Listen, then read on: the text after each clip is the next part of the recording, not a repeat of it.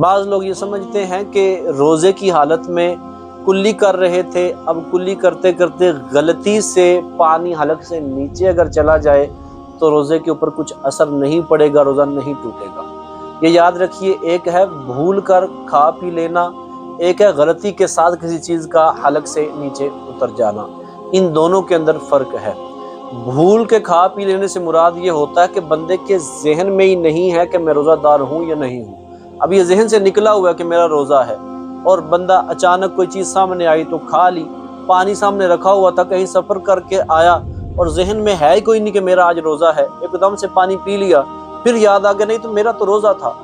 اب یہ جو اس نے پانی پیا ہے، شریعت نے یہ معاف رکھا ہے، اور اس کھانے پینے سے اس کے روزے کے اوپر کچھ اثر نہیں آئے گا۔ لیکن دوسری صورت جو غلطی کی ہے وہ یہ ہے، بندے کو پتہ ہے میرا روزہ ہے، اب وہ کلی کر رہا تھا، کلی کرتے کرتے کیا ہوا کہ اس کا کچھ ایک دو قطرہ پانی کا اس کے گلے سے نیچے اتر گیا، روزہ یاد ہے، غلطی سے ہوا ہے،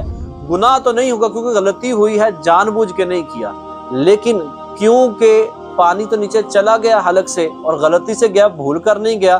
روزہ ٹوٹ جائے گا۔ اچھا، یہاں پر ایک چیز مزید واضح کر دوں، اگر غلطی سے یوں روزہ ٹوٹ جائے تو پھر بھی بندے کے اوپر لازم ہے کہ وہ بقیہ جتنا دن باقی آگے بچا ہے اس میں وہ روزہ دار ہی کی طرح رہے گا۔ روزہ ٹوٹ جانے کے بعد اب یہ اس کے لیے درست نہیں ہے کہ وہ کہے روزہ تو ٹوٹ گیا میں کھانا پینا شروع کر دوں، لہذا بقیہ دن بھی وہ روزہ دار ہی کی طرح گزارے گا۔